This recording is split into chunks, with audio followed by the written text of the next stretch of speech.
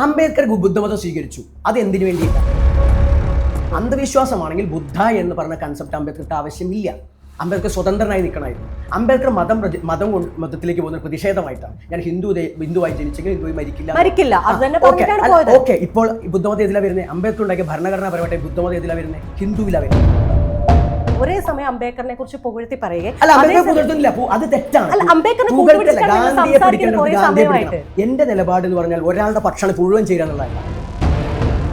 ഇലയിൽ കഞ്ഞി കുത്തി കുടിക്കുന്നത് ഇപ്പോൾ എനിക്ക് കഞ്ഞി കുടിക്കാൻ തോന്നി, ഞാനത് കുടിച്ചു. ഇന്ത്യൻ ഭരണഘടനയെ ഞാൻ ആദരിക്കുന്നു. അത് എതിർക്കുന്നു എങ്കിൽ ഞാൻ നിർത്തും.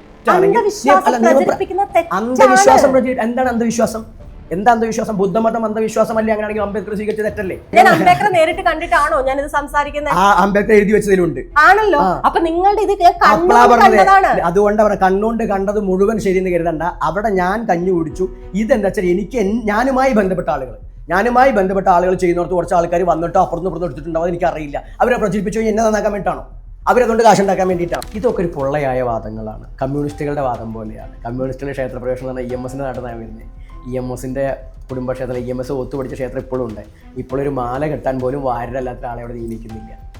അടിച്ചളിക്കാൻ നായരൊക്കെ തന്നെയാണ്. നമ്പൂരിമാരെക്കാൾ ഇന്ന് ബ്രാഹ്മണ്യം കൊണ്ട് ഇത്തരം രീതിയിൽ പോകുന്നത് ഈഴവരിലുള്ള ചില ശാന്തിക്കാരാണെന്നാണ് പറഞ്ഞത്. ജമാഅത്തിക്കാർ വന്നിട്ട് കുറെ ഖുറാൻ എന്നെ പഠിപ്പിക്കാൻ ശ്രമിച്ചിട്ടുണ്ട്. പിന്നെ അതുപോലെ തന്നെയാണ് യഹൂദര്. അവരെന്ന് വെച്ചാൽ വന്നിട്ട് യേശുവിന്റെ ലോകത്തേക്ക് പോകാണ്ട് അവർ കുറെ ക്ലാസ് എടുത്തു. ഖുറാന്റെ ഭാഗമായിട്ട് എനിക്കെന്ന് വെച്ചാൽ വിഗ്രഹ ആരാധന തെറ്റാന്ന് പറഞ്ഞേ. എന്റെ വീട്ടിൽ ഫോട്ടോകളുണ്ട്. പിന്നെ മറ്റൊരു വന്നപ്പോൾ രൂപം ഉണ്ടാക്കരുത്, രക്തം കൊടുക്കരുതൊക്കെ പറയുന്നുണ്ട്. അപ്പൊ സ്വാഭാവികമായിട്ട് ഈ വിഗ്രഹത്തെ ആൾക്കാർ ആരാധിക്കുന്നുണ്ട്. ഇവര് എന്താ പറയാ, യഹൂദര് പറഞ്ഞു ഫോട്ടോ എടുത്ത് വലിച്ചാണ് അവിടെ ഇടാൻ പറ്റില്ല. അപ്പൊ പറഞ്ഞു അയ്യോ എനിക്ക് അവിടെ ദൈവം എന്ന് അറിയില്ല. ദൈവങ്ങളൊക്കെ പറയും 2-3 ആശയങ്ങളാണ്. ഇന്ത്യൻ നാഷണൽ കോൺഗ്രസ് തൊട്ടിട്ട് ഇപ്പൊ കേന്ദ്രം ഭരിക്കുന്ന പാർട്ടിയോ അല്ലെങ്കിൽ കേരളം ഭരിക്കുന്ന ഇവരൊക്കെ എന്താ വെച്ചാൽ ബ്രാഹ്മണിസത്തിനെതിരാണ് എല്ലാവരും. എന്നിട്ട് എല്ലാവരും പറഞ്ഞു വെക്കുന്നത് ഈ ബ്രാഹ്മണിസം. ഇത് ഒരു തരം അന്ധവിശ്വാസങ്ങൾ പ്രചരിപ്പിക്കുന്ന തരത്തിലാണ്. വിശ്വാസം, ഭക്ഷണത്തിൽ എന്ത് വിശ്വാസം? ഭക്ഷണം എന്റെ ശരീരത്തിന് വേണ്ടിയിട്ട് ഞാൻ കഴിക്കുന്നത്. ചണ്ടാല ബാബയാണ് ഇന്ന് എന്നോടൊപ്പം ഉള്ളത്. നമസ്കാരം. ഇപ്പം അടുത്തിടെ ഞാനൊരു വീഡിയോയിൽ വൈറലായിട്ട് കണ്ടു. അതിന് മുന്നേ ഞാൻ കണ്ടിട്ടുണ്ട്, ബാക്ക് മീഡിയയുടെ ടോക്ക് ഷോ കണ്ടിട്ടുണ്ട്. അപ്പം എനിക്ക് ഇൻട്രസ്റ്റ് അല്ലാത്ത മീഡിയ ആയതുകൊണ്ട് ഞാൻ വിട്ട് കളഞ്ഞു. ഒരിക്കലും ഞാൻ താങ്കളെപ്പോലെ ഒരാളുമായിട്ട് ഇങ്ങനെ മുഖാമുഖം ഇരിക്കുന്നു ഞാൻ വിചാരിച്ച ആളല്ല. പക്ഷേ റീൽസിൽ കണ്ടപ്പം ഭയങ്കരമായിട്ടും ആ ഒരു സ്റ്റൈലാണ് ഞാൻ നോക്കിയത്. അപ്പോൾ എനിക്ക് തോന്നി, അപ്പം ഞാനിങ്ങനെ ഒരു ഹിസ്റ്ററി തപ്പിയപ്പോഴാണ് നിങ്ങൾ ആദ്യത്തെ ദളിത് പൂജാരിയാണ്, താന്ത്രിക വിദ്യ പഠിച്ച ദളിത് പൂജാരിയാണ്. പൂജാരിയല്ല, തന്ത്രി. പൂജാരിയിൽ തന്നെ ചീഫ് പ്രീസ്റ്റ് ആണ് തന്ത്രി. രാജ്യത്ത് ദേവസ്വം ബോർഡ് അംഗീകാരമുള്ള ഏതൊരാൾക്കും വേദം പഠിച്ചു കഴിഞ്ഞാലോ പൂജാവിധി പഠിച്ചു കഴിഞ്ഞാലോ അത് സർട്ടിഫൈ ചെയ്യാൻ ദേവസ്വം ബോർഡിന്റെ സംവിധാനത്തിൽ അംഗീകരിക്കുന്ന വിധത്തിൽ സർട്ടിഫൈ ചെയ്യാൻ അധികാരമുള്ള രാജ്യത്ത് തന്നെയുള്ള ഏക ദളിതനാണ് നമ്മൾ സ്ഥാപിച്ച സ്ഥാപനം ശ്രീ പടുവൻമഠം തന്ത്രവിദ്യാപീഠം. ശ്രീ പടുവൻമഠം തന്ത്രവിദ്യാപീഠം അതാണ് ഈ സമുദായങ്ങൾക്കോ അല്ലെങ്കിൽ മറ്റുള്ളവർക്കോ എല്ലാവർക്കും ഒരു ജാതിലിംഗ ഭേദമില്ലാണ്ട് ഭക്ഷണ വിവേചനം ഇല്ലാണ്ട് ലിംഗവിവേചനം ഇല്ലാണ്ട് പഠിക്കാൻ പറ്റുന്ന ദളിതർ സ്ഥാപിച്ചു, അല്ലെങ്കിൽ ദളിത് സമൂഹത്തിൻ്റെ ഒരു പ്രതിനിധിയായിക്കൊണ്ട്, ആദിവാസി പ്രതിനിധിയായിക്കൊണ്ട് ഞാൻ സ്ഥാപിച്ച ഒരേ ഒരു സ്ഥാപനം ഈ രാജ്യത്ത് അത് മാത്രമാണ്. തന്ത്രിയാണെന്നാണ് പറയുന്നത്, പൂജാരിയല്ല. പൂജാരിയിലെ ഏറ്റവും ചീഫ് പ്രീസ്റ്റ്. ഓക്കെ, അങ്ങനെ ഈ തന്ത്രവിദ്യ പഠിച്ചത് എവിടെ നിന്നാണ്? ഞാൻ തന്ത്രവിദ്യ എന്ന് ചോദിക്കുന്നത് നമ്മളുടെ പാരമ്പര്യം. നമ്മൾ ദളിത് ആദിവാസികൾക്കും സ്വത്വാധിഷ്ഠിതമായിട്ടുള്ള നമ്മളൊക്കെ താന്ത്രികന്മാരാണ്. എന്താ വെച്ചാൽ തന്ത്രം എന്ന് പറഞ്ഞ ആളുകളുടെ ചിലപ്പോൾ ഈ നമ്പൂതിരിമാരെ കുത്തകയെന്നാണ്. അങ്ങനെയല്ല. ഇപ്പോൾ ഹിന്ദു എന്ന് പറഞ്ഞാൽ തന്നെ അതിനെ എന്താ വെച്ചാൽ ഭരണഘടനാപരമായിട്ടും ഒക്കെ ഇപ്പോഴും ആളുകൾ കരുതുന്നത് എങ്ങനെയാ വെച്ചാൽ ഹിന്ദു എന്ന് പറഞ്ഞാൽ ഈ ബ്രാഹ്മണ മതമാണെന്നാണ് കരുതുന്നത്. അതൊക്കെ എങ്ങനെയാ വെച്ചാൽ നമ്മൾ ഭരണഘടനയൊക്കെ രൂപീകരിക്കുന്നതിന് മുമ്പൊക്കെ ഫസ്റ്റ് സെൻസസൊക്കെ വരുന്ന സമയത്തും അല്ലെങ്കിൽ ഭരണഘടന രൂപീകരിച്ചപ്പോഴൊക്കെ ആ ഒരു വീക്ഷണത്തിൽ നിന്നിരുന്നതാണ്. പക്ഷെ ഭരണഘടന രൂപീകരിച്ചപ്പോൾ പറഞ്ഞു അറിയാതെ പൂന പാക്ട് കരാറിൻ്റെയൊക്കെ ശേഷം ഞാൻ ഉൾപ്പെടുന്ന എൻ്റെ സമൂഹം ദളിത് ആദിവാസി സമൂഹങ്ങളെ ഹിന്ദു മതത്തിലാണ് ചേർത്തിരിക്കുന്നത്. ഇപ്പോൾ ബുദ്ധ, ജൈന ഇവരൊക്കെ തന്നെ റിലീജിയസ് ഡിനോമിനേഷൻസ് എന്നല്ലേ പറയുന്നത്. അപ്പോൾ ഈ ജനതയൊക്കെ ചേരുമ്പോൾ നമുക്ക് അങ്ങനെ വരുമ്പോൾ ഹിന്ദു മതത്തിന് 2 കൈവഴികളുണ്ട്. ഒന്ന് വേദങ്ങളുടെ കൈവഴിയാണ്. നിങ്ങളൊക്കെ എല്ലാവരും വിമർശിക്കുന്ന, നിങ്ങളല്ല എല്ലാവരും വിമർശിക്കുന്ന മനുസ്മൃതി തുടങ്ങുന്ന സ്മൃതികളും പുരാണങ്ങളും ഇതിഹാസങ്ങളും ബന്ധപ്പെട്ടുള്ളൊരു വിങ്ങുണ്ട്. അതാണ് വൈദിക പാരമ്പര്യം. ഇപ്പോൾ നമ്മുടെ സമൂഹത്തിലൊക്കെ ഇപ്പോൾ TS ശ്യാംകുമാർജിയൊക്കെ പലപ്പോഴും വിമർശിക്കുന്ന ഒരു മേഖലയാണ് വേദിക് ബ്രാഹ്മണിക് സിദ്ധാന്തം. അംബേദ്കർ പോലും വിമർശിച്ചത് ഈ ബ്രാഹ്മണിക് സിദ്ധാന്തത്തെയാണ്. കാരണം എന്താ വെച്ചാൽ അതിൽ അസ്പൃശ്യത ഉണ്ട്. പക്ഷെ അംബേദ്കർ എവിടെയും തന്ത്രത്തെ പരാമർശിക്കുന്നത് ഞാൻ കണ്ടിട്ടില്ല. പിന്നെ അടുത്തൊരു വിങ്ങാണ് തന്ത്ര. ചില വേദത്തിൽ ചാതുർവർണ്ണ്യം മറ്റുള്ളതുകൊണ്ട് തന്ത്രത്തിൽ ചാതുർവർണ്ണയൊന്നുമില്ല. അത് ഈ മലദൈവങ്ങളെ മലയും നദികളെ പൂർവ്വര ദേവതകളെ, കൃഷിയുമായി ബന്ധപ്പെട്ടിട്ടുള്ള ഒരു വർഷിപ്പാണത്. കൃഷിയിടത്തിലെ കൃഷിയെ, അതുപോലെ തന്നെ അതുപോലെ തന്നെ ഈ ജെൻഡറിനെ, ലിംഗം, യോനി, ഇതൊക്കെ അമ്മ അച്ഛനുള്ള സങ്കല്പം ഇതൊക്കെ ആരാധിച്ചു വരിക. പിന്നെ സൃഷ്ടി, കുട്ടികളെ ആരാധിക്കുക, ഇതൊക്കെ ചെയ്യുന്ന എല്ലാത്തിലും ദൈവത്തെ കാണുന്ന, എല്ലാത്തിലും ഈശ്വരാംശം ഉണ്ടെന്ന് കരുതി ഒരു വർഗ്ഗവർണ്ണ വിവേചനമില്ലാത്ത ഈശ്വരനെ ഈശ്വരൻ തന്നെ പ്രപഞ്ചത്തിന് ആധാരമായ എന്തോ ഒരു സാധനം അത് എല്ലാത്തിലും ഉണ്ടെന്ന് കരുതി ആരാധിച്ചു പോരുക. അതുകൊണ്ട് തന്നെ ആദിവാസി ദലിത് വിഭാഗത്തിലുണ്ടത് കൊണ്ട് നമ്മുടെ അച്ഛൻ എന്ന് പറഞ്ഞാൽ ദലിത് വിഭാഗത്തിലുള്ള ആളാണ്. സ്വാഭാവികമായിട്ട് അവരുടെ അച്ചച്ചന്മാരായിട്ട് മലവാരമേറിയിട്ട് അല്ലടിക്കോട് സമ്പ്രദായത്തിൽ പൂർവികമായിട്ട് അവിടെ നിന്ന് എന്താ വെച്ചാൽ അവിടുത്തെ പഠനം 7 വർഷത്തെ ശരിക്കും തന്ത്രം ഏതും ബ്രാഹ്മണ തന്ത്രമായാലും ഏത് തന്ത്രം 7 വർഷമാണ് പഠിക്കേണ്ടത്. അപ്പോൾ മലവാരത്തിൽ 7 വർഷം പോയിട്ട് പഠിച്ചു ഉപാസിച്ചു വന്ന മുത്തപ്പനാണ്. അപ്പോൾ ഈ മലവാരത്തിൽ എന്ന് പറയുന്നത് എവിടെയാണ്? മലവാരം ഇത് പലവാരം പലതുണ്ട്, പക്ഷെ ശബരിമല മലവാരമാണ്. അല്ല, അവിടെ പോയി പഠിക്കും. ഞാനിത് ചോദിക്കാൻ കാരണം, ഇത് സർട്ടിഫൈഡ് കോഴ്സ് ആയിരുന്നോ ചെയ്തത്? കാരണം ഇവിടെ ഇപ്പം ഇന്ത്യയിൽ തന്നെ RSS ആണ് സ്ഥാപിച്ചത്. RSS സ്ഥാപിച്ച സ്ഥാപനങ്ങളിലാണ് തന്ത്രപഠനവും വേദപഠനവും പൂജാരികളാകാൻ പറ്റുന്നതെന്നാണ്. താങ്കളുടെ കാര്യത്തിലാണെങ്കിൽ പോലും ആസിഡ് ആക്രമണം അവിടെ ഉണ്ടായിട്ടുണ്ട്. അതും ഈ പറയുന്ന തന്ത്രം മറ്റാളുകളെ പഠിപ്പിച്ചു എന്നുള്ളതാണ് ഞാൻ വായിച്ച വാർത്ത. ഞാൻ കേട്ട, അന്ന് റിപ്പോർട്ട് ചെയ്ത ഇംഗ്ലീഷ് പത്രങ്ങളടക്കം റിപ്പോർട്ട് ചെയ്ത് ഞാൻ വായിച്ചതാണ്. ആസിഡ് ഇത് സാധാരണക്കാര്. അപ്പോഴും എൻ്റെ സംശയം, ഇത് പഠിപ്പിക്കുന്ന, അതായത് ഇപ്പം ഈ പഠിപ്പിക്കുന്ന ഇതൊരു സർട്ടിഫൈഡ് കോഴ്സാണോ ചെയ്തത്? ഓക്കെ. അപ്പോൾ അവിടെയാണ് എന്താ വെച്ചാൽ അതിനാദ്യം ഇതൊന്നും പറയാണ്ടിരിക്കുക പറ്റില്ല. അപ്പോൾ എൻ്റെ പാരമ്പര്യത്തിൽ തന്ത്രം ഉണ്ട്. ആ തന്ത്രം എന്ന് പറഞ്ഞാൽ മലദൈവങ്ങളെ ആരാധിക്കലാണ്. അത് സർട്ടിഫൈ അല്ല, നമ്പൂതിരിമാർക്കൊന്നും ഇപ്പോൾ ഈ സർട്ടിഫിക്കറ്റ് വെച്ചിട്ടല്ലോ, അത് ജന്മപാരമ്പര്യത്തിലല്ലേ. ജന്മപാരമ്പര്യത്തിൽ എനിക്കുണ്ട്. പക്ഷെ കേരളത്തിലെ ക്ഷേത്ര പൂജാ വിധാനം എന്ന് പറഞ്ഞാൽ അത് വേറൊരു ശൈലിയാണ്. അപ്പോൾ അങ്ങനെ വരുന്ന സമയത്ത് നമ്മളുടെ തന്ത്രത്തിൻ്റെ ഒപ്പം തന്നെ അതിൻ്റെ ഒരു പ്രത്യേകത മനസ്സിലാക്കാൻ വേണ്ടി, അത് അറിയാൻ വേണ്ടി നമ്മൾ കേരളത്തിൽ ആലുവ തന്ത്രവിദ്യാപീഠം എന്ന് പറയും. നിങ്ങൾ പറഞ്ഞ RSS സ്ഥാപിച്ച തന്ത്രവിദ്യാപീഠം, ആ കാലഘട്ടത്തിൽ അവിടെയാണ് നമ്മൾ ആദ്യം അന്വേഷിക്കുന്നത്, ലെറ്റർ അയക്കുക ചെയ്ത്. അപ്പോൾ എനിക്ക് മറുപടി വന്നു, അത് ഉപനയനവും സമാവർത്തനവും കഴിഞ്ഞിട്ടുള്ള എല്ലാ ഹിന്ദുക്കൾക്കും പഠിക്കാം. അന്ന് സമയത്ത് എനിക്ക് ഉപനയനവും ഉപനയനം തന്നെ പൂണലുണ്ടല്ലോ അറിയാം. എൻ്റെ തൊട്ടടുത്ത് എമ്പ്രാതിരിമല താമസിക്കുന്നത്.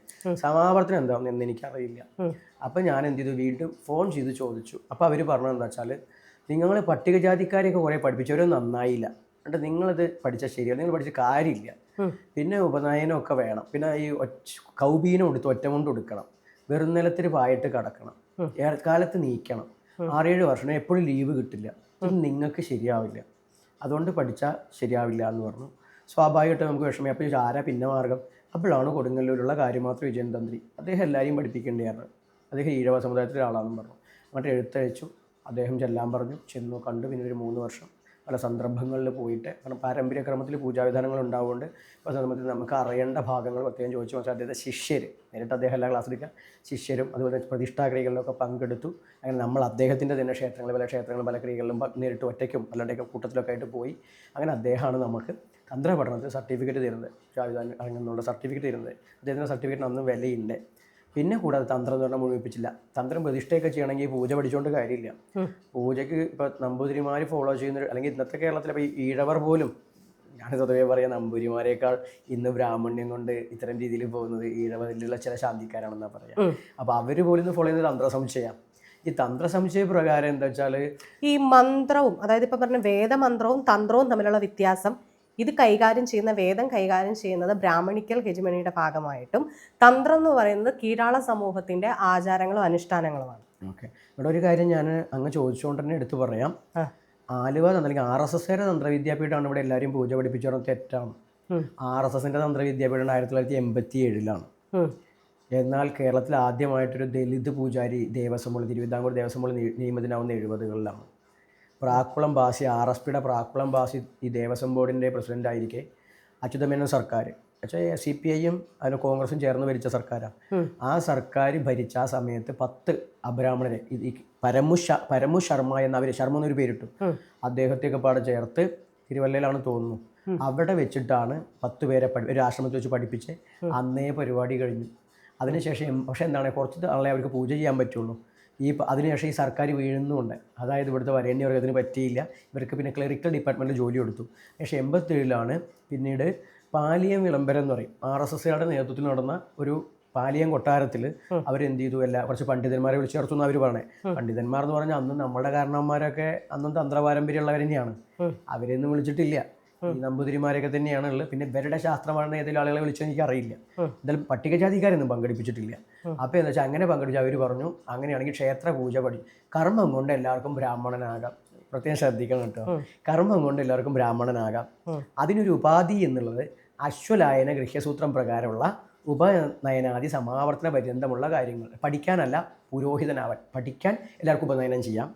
വർണ്ണവ്യവസ്ഥ വർണ്ണവിവേചനോ വേണ്ട, തെറ്റാണ് എന്നവർ സമർത്ഥിക്കുകയാണ്. എന്നിട്ട് അവർ പറഞ്ഞു ഇത്തരം കാരണം. പക്ഷേ ഈ അശ്വലായന ഗൃഹ്യസൂത്രം എന്നൊക്കെ പറഞ്ഞു കഴിഞ്ഞാലേ ഇത് ചാതുർവർണ്ണ സിദ്ധാന്തത്തിൻ്റെ ആചാരമാണ്. ബാഹി വർണ്ണാശ്രമത്തിന് പുറത്ത് നിൽക്കുന്ന അവർണരുടെ അല്ല. അതായത് സവർണർ എന്ന് പറഞ്ഞാൽ അവർണത മോശം എന്നൊക്കെ വരുന്ന ആൾക്കാരുണ്ട്. അങ്ങനെയല്ല. സവർണർ എന്ന വേദപാരമ്പര്യത്തിൻ്റെ ചാതുർവർണ്ണ സിദ്ധാന്തം പിൻപറ്റുന്നവർ. അവർണർ എന്ന് പറഞ്ഞാൽ ചാതുർവർണ്ണത്തെ അംഗീകരിക്കാത്തവർ. അപ്പോൾ ആ പറയുന്ന വർണ്ണവ്യവസ്ഥയെ അംഗീകരിക്കാത്ത ആ സമൂഹത്തിലെ ആളുകൾ ചാതുർവർണ്ണത്തിൻ്റെ ബ്രാഹ്മണ നിയമത്തിൻ്റെ ഭാഗമായിട്ട് വരിക എന്ന് പറഞ്ഞാൽ ഇപ്പം മറ്റ് പദപരിവർത്തനം എതിർക്കുന്ന ആളുകളല്ലേ സംഘപരിവാറുകാർ. അവർ ബ്രാഹ്മണ മതം കൊണ്ട് മറ്റ് പിന്നോക്ക വിഭാഗങ്ങളുടെ സ്വത്വത്തെ ഇല്ലാതാക്കുന്ന വലിയൊരു പരിവർത്തനത്തിലാണ് അത് തുടക്കം കുറിച്ചത്. അപ്പോൾ എന്തായി, കുറേ ഈഴവരും മെട്രോപ്പൊളിയരും പോയി ഇപ്പോൾ പഠിച്ചിട്ടുണ്ടായിരിക്കാം. ഞാനും പഠിക്കാൻ വേണ്ടി ഉപനയനമൊക്കെ ചെയ്തിട്ടുണ്ട്. പക്ഷേ അങ്ങനെ പഠിച്ച് വന്ന് സർട്ടിഫിക്കറ്റ് കിട്ടി മറ്റോ വരുന്ന സമയത്താണ് എനിക്ക് എന്താണ് മനസ്സിലായത്, ഇത് എൻ്റെ സ്വത്ത് നശിപ്പിക്കുകയാണ്, എൻ്റെ ആചാരം ചെയ്യാൻ പറ്റില്ല. പക്ഷേ ഒരു മറ്റു മാസത്തിൽ പറയും നിങ്ങൾ വിഗ്രഹാരാധന ചെയ്യരുതേക്കെ പറഞ്ഞാൽ കുറ്റം പറയുമല്ലോ. ഇവർ പറഞ്ഞത് നിങ്ങൾ വെച്ച് കൊടുക്കരുതേ, പിതൃക്കൾക്ക് കൊടുക്കരുത്, പിതൃആരാധന നടത്താൻ പറ്റില്ല, കോഴി വെട്ടിക്കർമ്മം നടത്താൻ പാടില്ല, ഇതൊന്നും ചെയ്യാൻ പാടില്ല, ബ്രാഹ്മണരുടെ രീതിക്ക് തന്നെ ജീവിക്കണം, നമുക്ക് നമ്മളെ മരിച്ച കുടുംബത്തിൽ പോലും പോകാൻ പറ്റുന്ന പോലെ അന്ന് ഇല്ലാതെ പോലെ സത്യസന്ധമായി പറഞ്ഞ കാര്യമാണ് അന്ന് പറഞ്ഞിട്ടുള്ള കാര്യമാണ്. അപ്പോൾ സ്വാഭാവികമായിട്ട് എന്താണ് ഇവരിത് പറഞ്ഞാലോ, ഇത് കഴിഞ്ഞ് ഉപനയനമൊക്കെ നടത്തി വമ്പോൾ നമ്മൾ സമൂഹ ഉപനയനം നടക്കുന്ന സ്ഥലമാണ് പാവക്കുളത്തെ ഈ വന്ന വിശ്വഹിന്ദു പരിഷത്തിൻ്റെ കാര്യാലയം. അവിടെ ഒരു ക്ഷേത്രമുണ്ട്, ഈ വിശ്വഹിന്ദു പരിഷത്തിൻ്റെ. ആ ക്ഷേത്രത്തിലെ മേൽശാന്തി ആവാൻ അവിടെ പൂണുമായിട്ട് ഇറങ്ങുന്ന മറ്റു സമുദായക്കാർക്ക് പറ്റില്ല. അവിടെ ഇനി പുറത്ത് വെച്ചിട്ട് വിശേഷ പൂജകൾ നടക്കുന്നുണ്ടാവും. ഈ നവരാത്രി എൻ്റെ നേരിട്ട് അനുഭവമാണ്. 9 ദിവസത്തെ പരിപാടിക്ക് 9 ദിവസം നമ്പൂരിമാരാണ്. അപ്പോൾ സ്വാഭാവികമായിട്ട് ഇതൊന്നും സാധ്യമല്ല. അപ്പോൾ ഇതിലെന്താ വെച്ചാൽ ഈ ഇത്തരം പൂജാവിധികൾ പഠിക്കുക, പ്രചരിപ്പിക്കുക എന്ന് പറയുമ്പോൾ ഇവരുടേതാണ്. ഞാൻ ആദ്യത്തെ ചോദിക്കാണ് ഇപ്പോൾ ഫസ്റ്റിനെ മറുപടി ചെയ്യുന്നത്. ഇവരുടേതാണ് ഇതൊക്കെ എന്ന് പറഞ്ഞു കഴിഞ്ഞാൽ അവരുടെ ഇപ്പോൾ ഞാൻ ദേവസ്വം ബോർഡിലാണ് തന്ത്രിയായിട്ടുള്ളത്. ദേവസ്വം ബോർഡിൻ്റെ അംഗീകാരമുള്ള രാജ്യത്തായത് തന്ത്രിയാണ്. ഹിന്ദു സംഘടനകളുടെ ക്ഷേത്രത്തിൽ തന്ത്രമുള്ള ഒരു ദലിത് തന്ത്രിയും ഇന്ന് വരെ ഉണ്ടായിട്ടില്ല. ശാന്തിക്കാരുണ്ട്, ഈ തന്ത്രിയുടെ തന്നെ മഹാക്ഷേത്രത്തിൻ്റെ തന്ത്രിയായിട്ടില്ല. അപ്പോൾ അതുകൊണ്ട് അവർ അത് ചെയ്തു എന്ന് പറഞ്ഞത് അവരുടെ വിദ്യാപീഠത്തിൽ. ഇപ്പോൾ അവരുടെ വിദ്യാപീഠത്തിൽ തന്ത്രിമാരുടെ വിവിധ സമുദായങ്ങളുടെ തന്ത്രിമാരുടെ സമ്മേളനമൊക്കെ നടക്കും. ദലിത് സമൂഹം എന്നാലും ദേവസ്വം ബോർഡ് അംഗീകരിച്ച് നമ്മളാണല്ലോ, നമ്മളെ വിളിക്കാറില്ല. എന്നാൽ ഞാൻ അവരുടെ വേദിയിൽ പോകുന്നതൊക്കെ ചിലപ്പോൾ നിങ്ങൾ കണ്ടിട്ടുണ്ടാവും. അവരുടെ വേദിയിൽ ക്ഷണിച്ചാൽ പോകും. ഇപ്പോൾ വേടനടക്കം പറഞ്ഞവർ വിളിച്ചാൽ പോകുന്നു. ഞാൻ ആര് വിളിച്ചാലും പോകുന്ന ടൈപ്പാണ്. അവർ വിളിക്കില്ല. അപ്പോൾ അതായത് ഇതൊക്കെ ഒരു പൊള്ളയായ വാദങ്ങളാണ്, കമ്മ്യൂണിസ്റ്റുകളുടെ വാദം പോലെയാണ്. കമ്മ്യൂണിസ്റ്റുകളുടെ ക്ഷേത്രപ്രവേശനം എന്ന് പറഞ്ഞാൽ EMSൻ്റെ നാട്ടിലാണ് വരുന്നത്. EMSൻ്റെ കുടുംബക്ഷേത്രം, EMS ഒത്തുപടിച്ച ക്ഷേത്രം ഇപ്പോഴും ഉണ്ട്. ഇപ്പോഴൊരു മാല കെട്ടാൻ പോലും വാരരല്ലാത്ത ആളെ അവിടെ നിയമിക്കുന്നില്ല. അടിച്ചളിക്കാൻ നായരൊക്കെ തന്നെയാണ്. ഞാൻ വരുന്നത് വരെ ഒരു മാറ്റില്ല. പിന്നെ അത്തരം നവോത്ഥാനങ്ങളൊക്കെ പൊള്ളയായത് ഒരു പറയുന്നത് തെറ്റുമാണ്. പാലിയം വിളംബരം കൊണ്ടോ അല്ലെങ്കിൽ ഇവരെ തന്ത്രവിദ്യാപീഠം കൊണ്ടോ അല്ല. പഠിച്ചതിൽ കുറേ ഗുണങ്ങളൊക്കെ ഉണ്ടായിട്ടുണ്ട് ഇവരെ പ്രവർത്തനം എന്നുള്ളത് ഞാൻ തള്ളിക്കളയില്ല. പക്ഷെ മറിച്ച് അതുകൊണ്ടല്ല, ഇന്ത്യൻ ഭരണഘടനയിലെ ആർട്ടിക്കിൾ 16 അവസര സമത്വം അതിൻ്റെ ഭാഗമായിട്ടാണ് ഞാൻ ദേവസ്വം ബോർഡിൽ തന്ത്രിയായിരിക്കുന്നത്. ഞാനല്ല, ഇവിടുത്തെ എല്ലാ അബ്രാഹ്മണ ശാന്തിക്കാരും തന്ത്രിയായിട്ടോ ശാന്തിയായിട്ടോ നിയമിതരാകുന്നത് അവസര സമത്വത്തിൻ്റെ ഭാഗമായിട്ടാണ്. അതുകൊണ്ട് അതിന് ഞാൻ ആയതിനെ തള്ളിക്കളയും. തന്ത്രവിദ്യനെ കുറിച്ച് പറയുന്നു, വേദ ഇതിനും പറയുന്നു, പൂർവികരെ കുറിച്ച് പറയുന്നു, ദളിതനെ കുറിച്ച് പറയുന്നു, ബ്രാഹ്മണനെ കുറിച്ച് പറയുന്നു. ഇങ്ങനെ ചോദിക്കുമ്പോൾ ഒരു ഒരു ഒരു ഒരു സാധാരണക്കാരിയുടെ സംശയം എന്ന നിലയിൽ ഞാൻ ഒരു എയ്ത്തിസ്റ്റ് ആണോ എന്ന് ചോദിച്ചാൽ അല്ല. ഞാൻ നിങ്ങളെന്തോ വിശ്വസിക്കുന്നു, അത് നിങ്ങളുടെ വിശ്വാസം, അത് ഞാൻ ബഹുമാനിക്കും. ഒരിക്കലും അത് ഇതേ തെറ്റാണെന്ന് പറയില്ല. പക്ഷേ അത് തെറ്റാണെന്ന്, അല്ലെങ്കിൽ നമ്മൾ പറയില്ല നമുക്ക് അനുഭവം ഇല്ലാത്തൊരു കാര്യം തെറ്റാണെന്ന് പറയില്ല. പക്ഷെ അത് എന്നെ സംബന്ധിച്ച് എൻ്റെ കാഴ്ചപ്പാടിൽ തെറ്റാണ്. എന്നെ സംബന്ധിച്ച് മതം, ജാതി, ഈ പറയുന്ന ആരാധനകൾ പോലും ഞാൻ മുന്നോട്ട് കൊണ്ടുപോകാത്ത ഒരാളാണ്. കാരണം ഞാൻ എന്നാണോ ഡോക്ടർ BR അംബേദ്കറെ വായിച്ചു തുടങ്ങിയത്, കുറച്ച് മുമ്പ് കുറേ പ്രാവശ്യം ബാബയെക്കുറിച്ച് പറഞ്ഞു, അദ്ദേഹത്തിനെ കുറിച്ച് വായിച്ചു തുടങ്ങിയപ്പം നമ്മൾ ഇപ്പോൾ പറയുകയാണെങ്കിൽ അന്ന് അദ്ദേഹം ഈ പറയുന്ന പോലെ കോട്ടിട്ടിട്ടാണ് ഒരു ഇന്ത്യ, അതായത് ഒരു അന്നത്തെ കാലത്ത് നേരിയത് പോലുമല്ല, കോട്ടാണ് ഇട്ടത്. അതായത് വസ്ത്രധാരണത്തിൽ നമ്മൾ ഒരിക്കലും ഈ ശാസ്ത്രത്തിന്, അതായത് ശാസ്ത്രത്തിന് ഭയങ്കരമായിട്ട് പുഷ് ചെയ്യുന്ന ആളാണ്. ഇപ്പം കുറച്ച് മുന്നേ പറഞ്ഞപ്പോൾ പറഞ്ഞു ബ്രാഹ്മണിക്കൽ ഹിന്ദു ആചാരങ്ങളെയാണ് അദ്ദേഹം എതിർത്തത്, അവിടെയാണ് അസമത്വം ഉണ്ടായിരുന്നത് എന്നുള്ളതാണ്. ആ അസമത്വം എന്ന് പറയുന്നത് പൂജയിൽ ആ ഹിന്ദുത്വത്തിലെ പൂജയിൽ മാത്രമല്ല, അതിൻ്റെ ബേസിലാണ് ആളുകളെ അന്നത്തെ കാലത്ത് എന്ത് ചെയ്തത്, തീരെ മനുഷ്യരായിട്ട് പോലും പരിഗണിക്കാതിരുന്നത്. അന്നത്തെ കാലത്തല്ല, ഇന്നും ബേസ് ഈ ചാതുർവർണ്ണ സിദ്ധാന്തം കൊണ്ടാണ്. അതുകൊണ്ടാണ് അദ്ദേഹം എതിർത്തതും ബുദ്ധമതം സ്വീകരിച്ചതും. അവിടെയാണ് ബുദ്ധമതം എന്ന് പറയുമ്പോൾ ബുദ്ധ ദർശനം ഞങ്ങൾ നോക്കിക്കാണുന്നത്. ഇപ്പോൾ ആര് അംഗീകരിച്ചില്ലെങ്കിൽ ബുദ്ധമതത്തിനും വിവിധ വെർഷൻ ഉണ്ട്. വജ്രയാന ബുദ്ധിസം ഒക്കെ ഉണ്ട്. ഇപ്പോൾ ഓൾറെഡി നമുക്കറിയാം ദലൈലാമ. അപ്പോൾ എന്താ വെച്ചാൽ അതൊക്കെ തന്ത്രയാണ്. ഇപ്പോൾ ബുദ്ധനെ ഞങ്ങൾ താന്ത്രിക ഗുരുവായിട്ടാണ് കാണുന്നത്. അപ്പോൾ എന്താ വെച്ചാൽ ഇന്ന് ഇന്ത്യ സംസാരിക്കുമ്പോഴും അംബേദ്കർ തന്ത്രത്തെ തൊട്ടിട്ടില്ലാന്ന്. അംബേദ്കർ അറിവില്ലാത്ത ആളല്ല. അല്ല, അംബേദ്കർ തന്ത്രത്തെ തൊട്ടിട്ടില്ലെങ്കിലും പൂജയല്ല കേട്ടോ, അങ്ങനെയൊന്നും കരുതരുത്. തന്ത്രയുടെ ഒരു ഭാഗമാണ് പൂജ. ബുദ്ധൻ ആ ശാന്തത്തിൽ ഇരിക്കുന്നത് ധ്യാനം കൊണ്ടാണ്. തന്ത്രയുടെ പരിപൂർണത ധ്യാനവുമല്ല, ധ്യാനം കഴിഞ്ഞിട്ടാ. ധ്യാനം മധ്യമാണ്. ഉത്തമ സഹജാവസ്ഥ, മധ്യമ ധ്യാനധാരണ, മിഡിലാണ് ധ്യാനം വരുന്നത്. ഇത് നൂറ്റാണ്ടുകൾ നമ്മളെ പുറകോട്ട് കൊണ്ടുപോകുന്നതാണ്. ഇപ്പം റീസെൻ്റ് ആയിട്ട് ഞാൻ ഇൻ്റർവ്യൂ ഒരെണ്ണം കണ്ടിരുന്നു. അതിൽ പറയുന്നുണ്ട് കുഴി ഭക്ഷണം കൊടുക്കുന്നത് നിങ്ങളെ സംബന്ധിച്ച് പ്രകൃതിയാണെന്നും അമ്മയുടെ കൊടുക്കുന്നതല്ല കഴിക്കുന്നത്. രണ്ടും വ്യത്യാസം ഉണ്ടല്ലോ. ഓക്കെ, കഴിക്കുന്നത് അല്ലെങ്കിൽ ഊട്ടി കൊടുക്കുന്നത്. എനിക്ക് കുഴി കുത്തി കഞ്ഞി കുടിക്കുന്നത് ആ ചിന്തയാണ്. കൊടുക്കുക എന്നൊക്കെ പറഞ്ഞ വാക്ക് തെറ്റ്. അല്ല, വാരി കൊടുക്കുന്നതാണ് ഞാൻ കണ്ടത്. അത് അവർ കഴിക്കുമ്പോൾ അവർക്ക്. അല്ല, അത് എന്നെ സംബന്ധിച്ച് കാണുമ്പോൾ കൊടുക്കുക എന്നല്ലേ പറയേണ്ടത്? അല്ല, അതാ പറഞ്ഞത്, അവർ കഴിക്കാനിരിക്കുകയാണ്. അതെ, കഴിക്കാനിരിക്കുന്നവർക്ക് വാരി കൊടുക്കുകയല്ലേ. ഞാൻ കറക്റ്റ് ചെയ്യാണ്. അങ്ങനെ പോലെ കേൾക്കുന്നവരോട് കൊടുക്കുക എന്ന് പറഞ്ഞാൽ അവിടെയാണ് ഞാനും എതിർക്കുന്നത്. ഒരാളെ കുഴി കുത്തി കഞ്ഞി കുടിക്കണം എന്ന് പറഞ്ഞതിനെതിരെ. ഞാൻ കഞ്ഞി കുടിച്ചു, ഞാൻ പ്ലേറ്റിൽ കഴിക്കണം എന്ന് പറയുന്നതും ഞാൻ അംഗീകരിക്കുന്നില്ല.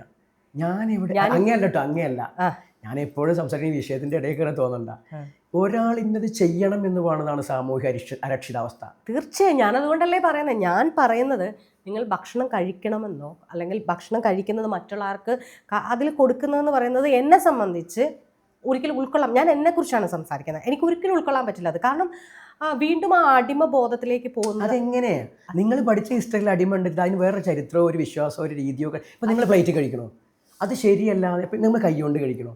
അത് ഈ കോലുകൊണ്ട് കുത്തി കഴിക്കുന്ന ആൾക്കാരെ ഞാൻ കണ്ടിട്ടുണ്ട്.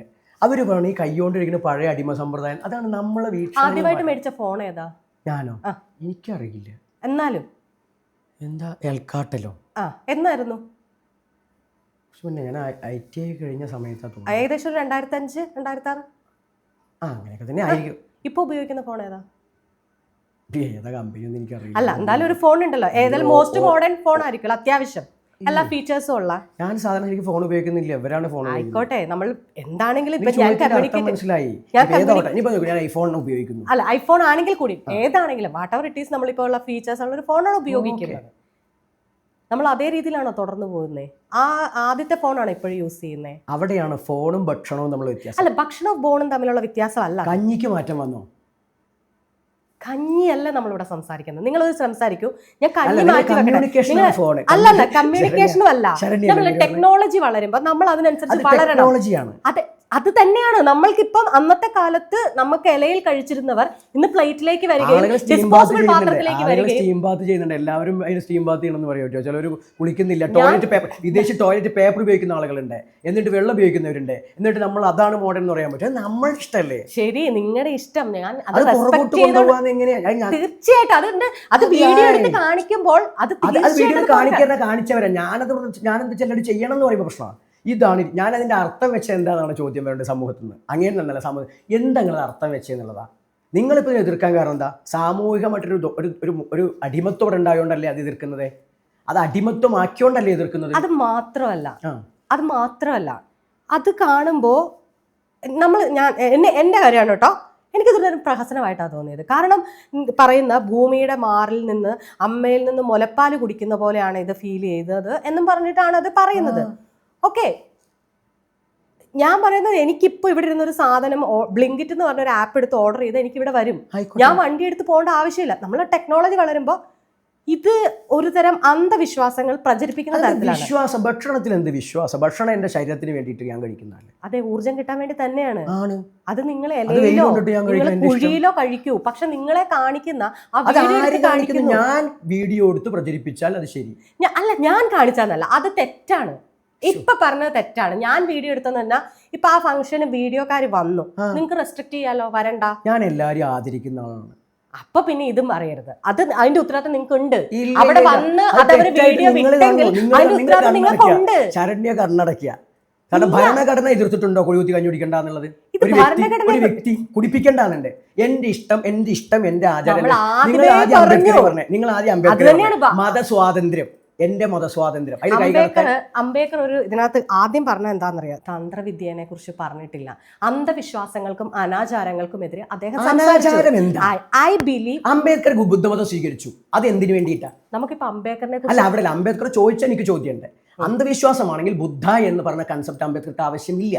അംബേദ്കർ സ്വതന്ത്രനായി നിൽക്കണമായിരുന്നു. അംബേദ്കർ മതത്തിലേക്ക് പോകുന്ന പ്രതിഷേധമായിട്ടാണ്. ഞാൻ ഹിന്ദുവായി ജനിച്ചെങ്കിൽ ഹിന്ദുവായി മരിക്കില്ല. ഓക്കെ, ഇപ്പോൾ ബുദ്ധമതം ഏതിലാണ് വരുന്നത്? അംബേദ്കർ ഉണ്ടാക്കിയ ഭരണഘടനാപരമായിട്ട് ബുദ്ധമതം ഏതിലാണ് വരുന്നത്? ഹിന്ദുവിലാണ് വരുന്നത്. ഹിന്ദു റിലീജിയസ് ഡിനോമിനേഷൻസ് പറഞ്ഞാൽ ബുദ്ധനാണ് വരുന്നത്. അപ്പോൾ എന്താ വെച്ചാൽ ഒരു മാറ്റമല്ല. അപ്പോൾ അംബേദ്കർ മതം സ്വീകരിക്കുമ്പോൾ ഇത്തരം ചിന്താഗതികൾക്ക് അംബേദ്കർ ബുദ്ധമതം, അത് ബുദ്ധൻ ശരിയാണ്. ഞാൻ എൻ്റെ കാരണവന്മാരുടെ രീതിയിൽ അവർ കുഴി കുത്തിയിട്ട് ആചാരാനുഷ്ഠാനം ചെയ്യുന്ന സമയത്ത് അത് ദിവസത്തിൽ ഒരിക്കൽ ഒരു ദിവസം ചെയ്തിട്ട് അങ്ങോട്ട് ഞാൻ എൻ്റെ ഇഷ്ടപ്രകാരം പോകുമ്പോൾ, അല്ലെങ്കിൽ ഞാൻ ആളുകൾ എന്നെ വിശ്വസിക്കുന്നതോട് പോകുമ്പോൾ ഇതൊരു അനാചാരമല്ല. ഇത് അനാചാരമാക്കുന്ന വെച്ചാൽ എൻ്റെ വിശ്വാസം, ഇത് വിശ്വാസമില്ലാത്തവരെ കൊണ്ട്, ഇപ്പം ശരണ്യെ കൊണ്ട് അത് ചെയ്യിക്കുന്നതാണ് അതിൻ്റെ തെറ്റ്. അത് ചെയ്യാൻ പാടില്ല എന്ന് ഓർമ്മപ്പെടുത്തുമ്പോൾ അത് വലിയ തെറ്റ്. അംബേദ്കർ മതം മാറിയ ഓക്കെ. ഇതേ എനിക്ക് പറയുന്നത് തിരിയുന്നില്ല. ശരിക്കും ഞാൻ സീരിയസ് ആയിട്ട് പറഞ്ഞു. ഒരേ സമയം അംബേദ്കറിനെ കുറിച്ച് പുകഴ്ത്തി പറയുക, അത് തെറ്റാണ്. ഗാന്ധിയെ കുറിച്ച് പറയുമ്പോൾ ഗാന്ധി, അത് എന്റെ നിലപാട് എന്ന് പറഞ്ഞാൽ ഒരാളുടെ ഭക്ഷണം മുഴുവൻ ചേരാന്നുള്ളതല്ല. എന്റെ ആരാണ് ഫോഴ്സ് ചെയ്തത്? ഞാൻ ചോദിച്ചത് എന്താണ്? ഇലയിൽ കഞ്ഞി കുത്തി കുടിക്കുന്നത് ഇപ്പോൾ കുടിക്കുന്നത്. എനിക്ക് കഞ്ഞി കുടിക്കാൻ തോന്നി, ഞാനത് കുടിച്ചു. ഇന്ത്യൻ ഭരണഘടനയെ ഞാൻ ആദരിക്കുന്നു. അത് എതിർക്കുന്നു എങ്കിൽ ഞാൻ നിർത്തും. ഞാൻ പറഞ്ഞത് എന്താണ്? അത് പ്രചരിപ്പിച്ചത് തെറ്റാണ്. പ്രചരിപ്പിച്ചിട്ടില്ല. നിയമപ്രകാരം തെറ്റാണെങ്കിൽ അന്ധവിശ്വാസം. എന്താണ് അന്ധവിശ്വാസം? എന്താ അന്ധവിശ്വാസം? ബുദ്ധമതം അന്ധവിശ്വാസമല്ലേ? അങ്ങനെയാണെങ്കിൽ അംബേദ്കർ സ്വീകരിച്ച തെറ്റല്ലേ? ഇതിപ്പോ ഞാൻ പറഞ്ഞില്ല, 50-ൽ നടന്ന അല്ലെങ്കിൽ 36-ൽ നടന്ന ബുദ്ധമതത്തെ കുറിച്ചല്ല ഞാൻ സംസാരിക്കുന്നത്. മനുഷ്യന് ജീവിക്കാൻ മതത്തിന്റെ ആവശ്യമില്ല, ഇപ്പോഴും ഇല്ല. മതത്തിന്റെ ആവശ്യം ഇല്ല. അപ്പൊ പിന്നെ ഇപ്പൊ ചെയ്യുന്നത്, ഞാൻ ഏത് മതത്തിന്റെ ഭാഗമായിട്ട് ഹിന്ദു മതത്തിലോ ബുദ്ധമതത്തിലോ ക്രൈസ്തവ മതത്തിലോ ഞാൻ ആചരിച്ച ആചാരം പറഞ്ഞിട്ടില്ലല്ലോ. എന്റെ ഇഷ്ടത്തിനൊരു കാര്യം ചെയ്തു, അത് എന്റെ ഇഷ്ടം. അത് നിങ്ങൾ ചെയ്യുന്നത് നിങ്ങളുടെ ഇഷ്ടമാണ്. അത് പ്രചരിപ്പിക്കരുത്. നിങ്ങൾ അംബേദ്കറെ കൂട്ടുപിടിച്ചിട്ട് നിങ്ങൾ പറയുന്നത് ഞാൻ പ്രചരിപ്പിച്ചിട്ടില്ല. ഞാൻ സത്യസന്ധമായി പറയാണ്. എനിക്ക് പ്രചരിപ്പിച്ചിട്ടില്ലെങ്കിൽ ഞാൻ പറഞ്ഞല്ലോ, വീഡിയോ എടുക്കരുതെന്നും അത് വിടരുതെന്നും പറയാനുള്ള ഉത്തരവാദിത്തം നിങ്ങൾക്ക് ഉണ്ട്. അതെങ്ങനെയാണ് ഇല്ലാതാവുന്നത്? എനിക്കില്ല. ഞാൻ അവിടെ കഞ്ഞി കുടിക്കാൻ വീഡിയോ എടുക്കണ്ടോ നോക്കല്ല. ഞാൻ ഭക്ഷണം കഴിക്കുമ്പോ ഞാനത് കഞ്ഞികുടി മാത്രമല്ല, ആ ത്രൂ ഔട്ട് ആ പ്രോഗ്രാം ടെലികാസ്റ്റ് ചെയ്തിട്ടുണ്ട്. അതാണ് നിങ്ങളത് ആ പരിപാടി നേരിട്ട് വന്ന് കാണണ്ടേ. ഞങ്ങൾ അതിന് മുമ്പേ അറിയിച്ചതല്ലേ, വന്ന് കണ്ടിട്ട് വേണം. ഞാൻ കണ്ടിട്ടാണല്ലോ ഞാൻ സംസാരിക്കുന്നത്. ഡയറക്റ്റ് വന്നിട്ടുണ്ടോ? ഡയറക്റ്റ് വന്നിട്ടാണ് ഇവിടെയുള്ള കാര്യങ്ങളെല്ലാം. ഞാൻ സയന്റിസ്റ്റുകളും ഞാൻ അംബേദ്കറെ നേരിട്ട് കണ്ടിട്ടാണോ ഞാൻ ഇത് സംസാരിക്കുന്നത്? അംബേദ്കർ എഴുതി വെച്ചതിലുണ്ട് ആണല്ലോ. അപ്പൊ നിങ്ങളുടെ ഇത് അതുകൊണ്ട് അവിടെ കണ്ണുകൊണ്ട് കണ്ടത് മുഴുവൻ ശരിയെന്ന് കരുതണ്ട. അവിടെ ഞാൻ കഞ്ഞി കുടിച്ചു. ഇതെന്താ വെച്ചാൽ എനിക്ക് ഞാനുമായി ബന്ധപ്പെട്ട ആളുകൾ ചെയ്യുന്നിടത്ത് കുറച്ച് ആൾക്കാർ വന്നിട്ടോ അപ്പുറത്തും ഇപ്പുറത്തും എടുത്തിട്ടുണ്ടാവും. എനിക്കറിയില്ല. അവരെ പ്രചരിപ്പിച്ചു എന്നെ നന്നാക്കാൻ വേണ്ടിയിട്ടാണോ? അവരതുകൊണ്ട് കാശുണ്ടാക്കാൻ വേണ്ടിയിട്ടാണ്. അതിലെനിക്കൊന്നും പറയാനില്ല. ഞാൻ എല്ലാവരും നിങ്ങൾ അങ്ങനെ കഞ്ഞി കുടിക്കണ്ട. നിങ്ങൾ അങ്ങനെ കഞ്ഞി കുടിക്കണ്ട. ഞാൻ കഞ്ഞി കുടിക്കുന്നതിനെ കുറിച്ചല്ല ഞാൻ സംസാരിക്കുന്നത്. ആരും കുടിക്കണ്ടാന്ന് ഞാൻ പറഞ്ഞു. ഞാൻ അതിനെ കുറിച്ചല്ല. അന്ധവിശ്വാസം അനാചാരം ഞാൻ അംഗീകരിക്കില്ല. വിശ്വാസം ഇവിടെ അത് നിങ്ങളുടെ വിശ്വാസം. ഞാൻ പറയാനുണ്ടല്ലോ, ഞാൻ എൻ്റെ വ്യക്തിപരമായിട്ട് തന്നെ ഞാൻ പറഞ്ഞത്, ഒരാളും ദൈവവിശ്വാസിയാവണമെന്ന് എനിക്ക് നിർബന്ധമില്ല. അത് വേണമെന്ന് ദൈവവിശ്വാസം വേണമെന്ന് എനിക്ക് നിർബന്ധമില്ല. എനിക്ക് എൻ്റെ ജീവിത ശൈലി ഇഷ്ടങ്ങളുണ്ട്. ഞാൻ അതിനനുസരിച്ച് പോകുന്നു. അതെന്റെ ഇഷ്ടമാണ്. അതിൽ മറ്റൊരാൾ കൈകടത്തുന്നതിനാണ്. അവിടെ വന്ന് വീഡിയോ ഞാൻ കൈകടത്തിയോ മറ്റൊരാളുടെ ഇഷ്ടത്തിന്? ഞാൻ ചോദിച്ചത് അന്ധവിശ്വാസം എന്ന് പറയുകയാണെന്ന്. ഞാൻ എക്സ്പ്ലനേഷൻ. ഇവിടെ എന്താ ഇപ്പൊ അന്ധവിശ്വാസം? നിങ്ങൾക്ക് അന്ധവിശ്വാസം. ഇവിടെ ഏതാ വിശ്വാസം? അപ്പൊ അന്ധവിശ്വാസം എന്താ വിശ്വാസം? ഒരു സയന്റിഫിക് ടെമ്പറിൽ അല്ലെങ്കിൽ സയന്റിഫിക് ആയിട്ട് കാര്യങ്ങൾ പോകുന്ന ഈ പറയുന്ന മതത്തിന്റെ പേരും, ഈ പറയുന്ന ഏത് മതമാണെങ്കിലും, ആചാരത്തിൽ എവിടെയൊക്കെ സയന്റിഫിക് ടെമ്പർ എന്ന് പറഞ്ഞു ഈ മതങ്ങളുടെ ആചാരം? എനിക്ക് മതാചാരങ്ങളൊന്നും വിശ്വസിക്കാത്ത ആളാണ് ഞാൻ. അങ്ങയുടെ താല്പര്യത്തിന് അങ്ങ് ചോദിക്കുമ്പോൾ അതാ പറഞ്ഞത്. അങ്ങയുടെ താല്പര്യം ഞാൻ പറയാം. അതെന്താ നിങ്ങൾക്ക് മതം ഉണ്ടായ? അതെന്താ? ഇത് ചോദിക്കുന്നില്ല. ഞാൻ അവിടെ കഞ്ഞി കുടിച്ചു. അതിനെനിക്ക് കൃത്യമായ വിശദീകരണം എൻ്റെ പുസ്തകത്തിലും എൻ്റെ ആശയത്തിലും ഞാൻ പറഞ്ഞു കഴിഞ്ഞു. അത് 2-3 അത് എൻ്റെ ബോധ്യമാണ്, എൻ്റെ വിശ്വാസമാണ്. അതിന് സ്വാതന്ത്ര്യം ഇന്ത്യയിലുണ്ട്. അങ്ങ് വിശ്വസിക്കാതിരിക്കാനുള്ള സ്വാതന്ത്ര്യം പോലെ തന്നെയാണ് എനിക്ക് വിശ്വസിക്കാനുണ്ട്. അതിനെ ബഹുമാനിക്കുക എന്നുള്ളതാണ് അങ്ങക്ക് വിശ്വാസമില്ലായ്മ ബഹുമാനിക്കുക എന്ന് എൻ്റെ താല്പര്യം പോലെ എൻ്റെ വിശ്വാസങ്ങളെ വിശ്വസിക്കാൻ എന്നെ അനുവദിക്കുക എന്നുള്ളതാണ്. അത് അന്ധവിശ്വാസം എന്ന് അത് ആക്ഷേപമാണ്. എൻ്റെ വിശ്വാസം അന്ധവിശ്വാസം അങ്ങ് പറയാം വിമർശനാത്മകമായിട്ട്, അത് ആക്ഷേപമായിട്ടാണ് ആക്ഷേപം. എന്താ എൻ്റെ വിശ്വാസം ഈ പറഞ്ഞ എന്താ അന്ധവിശ്വാസം? എൻ്റെ വിശ്വാസം അന്ധവിശ്വാസം എന്ന് പറയുമ്പോൾ നിങ്ങൾ വിശ്വാസം എന്താ പറഞ്ഞു തരണം, അപ്പൊ വിശ്വാസം പറഞ്ഞു തരണം. ഓക്കെ, ഒറ്റ മിനിറ്റ്. എന്തിനാ ഈ താന്ത്രിക പഠനം നടത്തിയത്? ഞാനിക്ക് ഇവിടെ എങ്ങനെയാണ് ഈ ജാതി വ്യവസ്ഥയെ പറഞ്ഞിട്ട് എല്ലാവരും അംബേദ്കർക്ക് തീർത്തിട്ടുണ്ട്. അപ്പൊ ഞാൻ ജനിച്ചപ്പോൾ തന്നെ ഞാൻ ജാതീയ അസ്പൃശ്യത അനുഭവിച്ച ആളാണ്. അപ്പൊ അത് ദൈവം ഉണ്ടാക്കിയതാണോ എന്ന അന്വേഷണത്തിന്റെ ഭാഗമാണ് ഞാൻ ഖുറാൻ ഏകദേശം എൻ്റെ 8-9 ക്ലാസ്സിൽ ജമാഅത്തിക്കാർ വന്നിട്ട് കുറെ ഖുറാൻ എന്നെ പഠിപ്പിക്കാൻ ശ്രമിച്ചിട്ടുണ്ട്. പിന്നെ അതുപോലെ തന്നെയാണ് യഹൂദര്, അവരെന്ന് വെച്ചാൽ വന്നിട്ട് യേശുവിന്റെ ലോകത്തേക്ക് പോകാണ്ട് അവർ കുറെ ക്ലാസ് എടുത്തു. അവിടെ ഞാൻ മാത്രമേ ഇത് കേൾക്കുള്ളൂ, ബാക്കിലോട്ടുള്ള കളിച്ചടക്കും. അപ്പൊ എനിക്ക് സ്വാഭാവികമായിട്ടും ഈ ഖുറാന്റെ ഭാഗമായിട്ട് എനിക്കെന്ന് വെച്ചാൽ വിഗ്രഹ ആരാധന തെറ്റാന്ന് വേണ്ടേ. എൻ്റെ വീട്ടിൽ ഫോട്ടോകളുണ്ട്, പിന്നെ മറ്റൊരു വന്നപ്പോൾ രൂപം ഉണ്ടാക്കരുത്, രക്തം കൊടുക്കരുതൊക്കെ പറയുന്നുണ്ട്. അപ്പൊ സ്വാഭാവികമായിട്ട് ഈ വിഗ്രഹത്തെ ആൾക്കാർ ആരാധിക്കുന്നുണ്ട്. ഇവര് എന്താ പറയാ, യഹൂദര് പറഞ്ഞു ഫോട്ടോ എടുത്ത് വലിച്ചാണ് അവിടെ ഇടാൻ പറ്റില്ല. അപ്പൊ പറഞ്ഞു അയ്യോ എനിക്ക് അവിടെ ദൈവം ഒന്നും അറിയില്ല. ദൈവങ്ങളൊക്കെ പറയും 2-3 ആശയങ്ങളാണ്, നമുക്ക് അറിയണം. പക്ഷെ ഇപ്പൊ ഞാൻ എന്താ വെച്ചാൽ ഞാനൊരു കാര്യം വേണമെങ്കിൽ എനിക്ക് ബോധ്യം വരണം. അപ്പൊ ശില ശിവനാകുമോ, അതിനു വേണ്ടി ഞാൻ അന്വേഷിച്ചു പോകുന്ന സമയത്ത് എനിക്ക് മനസ്സിലായെന്ന് വെച്ചാൽ മറ്റൊരു ദൈവത്തെ ഉണ്ടാക്കാനല്ല. ദൈവം എന്ന വാക്കിന്റെ അർത്ഥം തന്നെ പ്രകാശം, അറിവ് എന്നാണ്. ആ അറിവ് എന്ന് പറഞ്ഞാൽ സഹജീവിയെ നമ്മൾ ആദരിക്കുക, അതിൻ്റെ ഇഷ്ടങ്ങളും മനസ്സിലുണ്ട്. മറ്റൊരുത്തിന് ഉപദ്രവമില്ലെങ്കിൽ അതിനൊരു കുഴപ്പമില്ല, ആദരിക്കുക. കാരണം എല്ലാത്തിലും ഒരു ചൈതന്യം മീൻസ് നിങ്ങൾ എന്തോ ജീവൻ എന്ത് പറഞ്ഞാലും കുഴപ്പമില്ല, അതുണ്ടേ. അത് ചിലതിൽ കാണുന്നു, അതുണ്ടെങ്കിൽ ഉപാധിയിലൂടെ കണ്ട് അവരെ നന്മയിലേക്ക് നയിക്കുക, ഒരു ട്യൂണിങ് പോലെ. അതിൻ്റെ ഒരു പദ്ധതിയാണ്. അതുകൊണ്ടെന്ന് വെച്ചാൽ എന്നെ സംബന്ധിച്ച് ഏത് ആരാധനാ പദ്ധതിയാണെങ്കിലും അത് ലോകത്തിന് ഉപദ്രവമില്ലെങ്കിൽ ഞാൻ അതിനെ ആദരിക്കുന്നു, ബഹുമാനിക്കുന്നു. ഞാൻ എൻ്റെ ലൈഫിൽ ഇതുവരെ ഇങ്ങോട്ട് പറഞ്ഞാൽ അതിനു വേണ്ടി പറയാന്നല്ലാണ്ട് മറിച്ച് ഒന്നിനെയും ഞാൻ നിന്ദിച്ചിട്ടില്ല. എനിക്ക് മക്കത്ത് പോയി ഒന്നുമില്ല, ഇപ്പൊ ഈ പറഞ്ഞ വിശ്വാസമില്ല എന്ന് പറഞ്ഞ ഒന്നുമില്ല, ബൗദ്ധമതം ആചരിച്ച എനിക്കൊന്നുമില്ല. അങ്ങനെ നോക്കുമ്പോൾ എങ്ങനെയാണ് എൻ്റെ സമൂഹം ഇങ്ങനെ ഈ താഴ്ന്നവർ എന്ന വാക്ക് ഞാൻ തെറ്റായിട്ടാണ്, താഴ്ത്തപ്പെട്ട ഒരു വിഭാഗത്താൽ അടിച്ചമർത്തപ്പെട്ടതാണ്. അപ്പൊ താഴ്ത്തപ്പെട്ടവർ.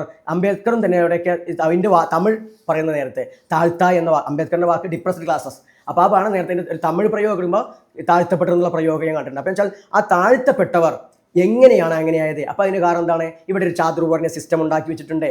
ആ സിസ്റ്റത്തിലേക്ക് ഇവിടെ ഈ പറഞ്ഞ ഓരോ ജോലി ചെയ്ത ആൾക്കാർ, സംഘകാല കൃതികളിലൊക്കെ കാണുന്ന പോലെ ഓരോ ജോലി ചെയ്ത ആൾക്കാർ ഇവരുടെ ചാതുർവർണ്ണ സിദ്ധാന്തത്തിലേക്ക് കൊണ്ടുവന്നു. ഇപ്പൊ ചാതുർവർണ്ണർ എന്താ പറയുന്നത്? ഇവരുടെ വർണ്ണാശ്രമം ശ്രേഷ്ഠം. അവർ പറയുന്നത് ജാതി വ്യവസ്ഥ തെറ്റ്, ജാതി സെൻസസ് വേണ്ട, വർണ്ണാശ്രമം മതി, അത് കർമ്മം കൊണ്ടാവാന്നവരുമാണ്. പക്ഷെ എൻ്റെ എൻ്റെ അന്വേഷണം ആ മേഖലയിലാണ്, ഈ അസ്പൃശ്യതയുടെ മേഖലയാണ്. അപ്പം ഇവിടെ എന്താ വെച്ചാൽ ഈ ഹിന്ദു എന്ന് പറയുമ്പോൾ ഞാൻ എന്താ വെച്ചാൽ നോക്കി കണ്ടപ്പോൾ ഇന്ത്യൻ നാഷണൽ കോൺഗ്രസ് തൊട്ടിട്ട് ഇപ്പം കേന്ദ്രം ഭരിക്കുന്ന പാർട്ടിയോ അല്ലെങ്കിൽ കേരളം ഭരിക്കുന്ന ഇവരൊക്കെ എന്താ വെച്ചാൽ ബ്രാഹ്മണിസത്തിനെതിരാണ് എല്ലാവരും. എന്നിട്ട് എല്ലാവരും പറഞ്ഞു വെക്കുന്നത് ഈ ബ്രാഹ്മണിസം. കാരണം ഈ പറഞ്ഞ പൂനാ പാക്ട് കരാറിനൊക്കെ ശേഷം ഈ ഹിന്ദുമതത്തിൻ്റെ ഭാഗമായി നിർത്തുന്ന ഒരു ജനത അവരെന്ത് പറഞ്ഞാലും ഞാൻ ഉൾപ്പെടുന്ന ആളാണ്, ഞങ്ങൾ ഹിന്ദുവാണ്, എന്നാലോ ഞങ്ങൾക്ക് ഞങ്ങളുടെ കൾട്ടൊക്കെ ഉണ്ട്, ഇതൊക്കെ മോശമാണ്. ഞങ്ങൾ പ്രേതമുള്ളി നടത്തും, ചാവുവിളി നടത്തും, ചോറ്റനുള്ളി നടത്തും, മുത്തപ്പ എന്ന് വിളിക്കും, ഇതൊക്കെ ചെയ്യും, ഇതൊക്കെ മോശം. എന്നാൽ ഇതിൻ്റെ മറ്റൊരു രീതിയിൽ മുസ്ലിം ആരാധിക്കുന്നുണ്ട്, ക്രൈസ്തവൻ ആരാധിക്കുന്നുണ്ട്, ഹിന്ദു ഉണ്ട്, ബുദ്ധനുണ്ട്, എല്ലാവരും ഓരോന്ന് ചെയ്യുന്നുണ്ട്. അത് തെറ്റുമല്ല. അപ്പം സ്വാഭാവികമായിട്ടും എൻ്റെ അന്വേഷണം എന്ന് വെച്ചത് ഇവരൊക്കെ മനസ്സിലാക്കിയിരിക്കുന്നത് ഈ ആദിവാസി ദലിത് വിഭാഗങ്ങൾ ആരാധിക്കുന്നത് ഇവർക്ക് ക്ഷേത്രപ്രവേശനം ലഭിക്കാത്തതുകൊണ്ട് അതിനോണ്ട് ഉണ്ടാക്കിയെടുത്ത ദൈവങ്ങളാണ്. അപ്പോൾ അമ്പലത്തിൽ കയറ്റിക്കഴിഞ്ഞാൽ പിന്നെ എന്തിനാ അത് കൊണ്ടു നടക്കണേ എന്നുള്ളതാണ്. ഞാൻ അതൊന്നും പറയാറ് എന്താ വെച്ചാൽ അങ്ങനെയല്ല.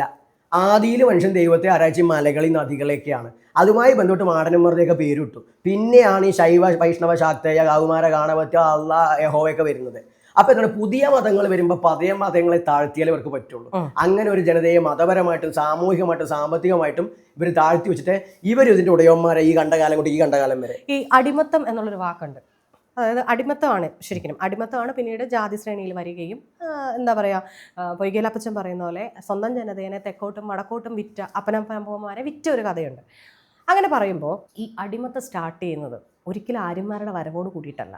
ഇവിടെ ഓൾറെഡി നിലനിന്നിരുന്നു. ഒരു ഹിസ്റ്ററി ഉണ്ട്, അങ്ങനെ ഒരു ഹിസ്റ്ററി ഉണ്ട്. അതായത് ഈ പറയുന്ന ബ്രാഹ്മണ അല്ലെങ്കിൽ ഇത് വരുന്നത് കൂടിയല്ല, അതിന് മുന്നേയും ഉണ്ട് ഇവിടെ അടിമത്തം. ആ അടിമത്തത്തിനെ ബേസ് ഇട്ട് ഉറപ്പിച്ച് നിർത്തിയതാണ് ഈ പറയുന്ന ആര്യ അധിനിവേശം. ഇവിടെ മാത്രമല്ല, ലോകത്തെ എല്ലായിടത്തും അങ്ങനെ തന്നെ. അപ്പം ആ സമയത്തും ഈ പറയുന്നത് പോലെ ഇപ്പം തന്നെ ഞാൻ പറയുകയാണെങ്കിൽ അടിമത്തിന് പ്രത്യേകത എനിക്ക് തോന്നുന്നതായിട്ട് എനിക്കറിയില്ല. അവിടെ എന്താ വെച്ചാൽ അത് വിശ്വാസത്തിന്റെ മുകളിലായിരുന്നില്ല, അബലനും ബലവാനുമായിട്ടായിരുന്നു. അങ്ങനെ പക്ഷെ പിന്നീട് ഈ ആര്യ സിദ്ധാന്തം എന്താ വെച്ചാൽ അതാണ് ഞാൻ അംബേദ്കറെ പഠിച്ചോടത്ത് ഞാൻ മനസ്സിലാക്കിയത്. അംബേദ്കർ കൊണ്ട് ലോകത്തെ എല്ലായിടത്തും ഒക്കെ ഉണ്ടായിട്ടുണ്ട്, പക്ഷെ അതൊക്കെ മാറി. ഇവിടെ മാറാത്തത് ഇത് വിശ്വാസത്തിൽ കുത്തിക്കേറ്റി. വിശ്വാസം, അതായത് പേടിപ്പിക്കുവാണ്, നിങ്ങളെ അത് ചെയ്താൽ ഇത് വന്ന് പിടിക്കും, ദൈവം കോപിക്കും, ദൈവം കോപത്തിലാണ്. അതായത് എല്ലാം ദൈവവുമായി സ്പിരിച്വൽ എന്നല്ല പറയണം, മതവുമായി കൂട്ടിക്കലർത്തിയിട്ടാണ്, ഓരോരുത്തരുടെ മതത്തിന്റെ ആദർശത്തിന് കൂട്ടിച്ചേർത്തിട്ടാണ് സംസാരിക്കുന്നത്. അത് ഓക്കെ. ഇപ്പം ഞാൻ പറഞ്ഞു വന്നത്, ഇപ്പം ഈ പറഞ്ഞ താന്ത്രിക പഠനത്തിൽ ഇങ്ങനെ പോയി അന്വേഷിച്ചു, എന്നിട്ട് ഇതിനൊരു മറുപടി കിട്ടി. അതായത് സ്വന്തം പറയുന്ന നിങ്ങൾ പറയുമ്പോൾ അവനവന്റെ അസ്തിത്വം, ഈ അസ്തിത്വത്തോട് കൂടിയിട്ട് എത്തേണ്ട ഒരു പോയിന്റ് ഉണ്ട്. അതെന്ന് വെച്ചാൽ സകലത്തിലും ഈ ദൈവം ഉണ്ടെന്ന തിരിച്ചറിവാണ്. അതിന് വേറെ നമുക്ക് അറിയുന്ന മേഖല അത് അറിവുണ്ട്, അതും വന്നു. ഇപ്പം ഇപ്പോൾ ഒരു ഇത് കിട്ടി, സകലത്തിലും ദൈവമുണ്ട്. ഇപ്പം നമ്മളുടെ ചുറ്റുമിരിക്കുന്ന ദൃശ്യമോ അദൃശ്യവും അല്ലെങ്കിൽ ചലിക്കുന്നോ ചലിക്കാത്ത എല്ലാത്തിലും ഉണ്ട് ഒരു ഭാവം, അല്ലെങ്കിൽ എല്ലാത്തിലും അതുണ്ട് എന്ന് മനസ്സിലാക്കി. ഈ മനസ്സിലാക്കൽ അത് പ്രചരിപ്പിക്കുകയല്ലേ ഇപ്പം ചെയ്യുന്നത്? പ്രചരിപ്പിക്കുന്നുണ്ട്, ഇപ്പം അതേ ചെയ്തുകൊണ്ടിരിക്കുന്നത്. അതല്ലേ അതിന്റെ ബോധത്തിലാണ് ഞാൻ പറഞ്ഞത്. ഞാൻ 4 വാക്ക് ഇത് പറയട്ടെ. ഞാൻ പറഞ്ഞത് ദേഹമാണ് ദേവാലയം, പിന്നെ അതുപോലെ തന്നെ ജീവനാണ് ദൈവം, പ്രാണനാണ് ദൈവം, കർമ്മമാണ് സാധന, ലയമാണ് സമാധി. ഇതാണ് അശ്വത ആത്യന്തിക ഉപദേശം. അതുകൊണ്ട് നിങ്ങളെ ദേഹം നിങ്ങൾ നല്ല രീതിയിൽ പോഷകഗുണമായിട്ടുള്ള ഭക്ഷണമൊക്കെ കഴിച്ച് വ്യായാമം ചെയ്ത് ജോലി ചെയ്ത് സംരക്ഷിക്കുക. അതുപോലെ തന്നെ എന്താണ്, ജീവനാണ് ദൈവം എന്നുള്ളതുകൊണ്ട് തന്നെ പ്രാണനെ ഹനിക്കുന്ന അപകടപ്പെടുത്തുന്ന ചിന്തകളിലേക്കോ അല്ലെങ്കിൽ പ്രവൃത്തിയിലേക്കോ പോകരുത്. ഓക്കെ. അടുത്ത 3ാമത് കർമ്മമാണ് സാധന. അവനവന്റെ തൊഴിൽ ചെയ്യാനായിട്ട് വേറെ പൂജ്യം വഴിപാടും ഒന്നും വേണ്ട. ഏത് പ്രവൃത്തിയാണല്ലോ അത് ആത്മാർത്ഥ സത്യന്തം കള്ളത്തിലില്ലാണ്ട് ചെയ്യുക. ഇത് 3 സാധ്യമായാൽ നിങ്ങൾക്കൊരു സമാധാനം ഉണ്ടാവും. അത് തന്നെയാണ് സമാധി. ഓക്കെ.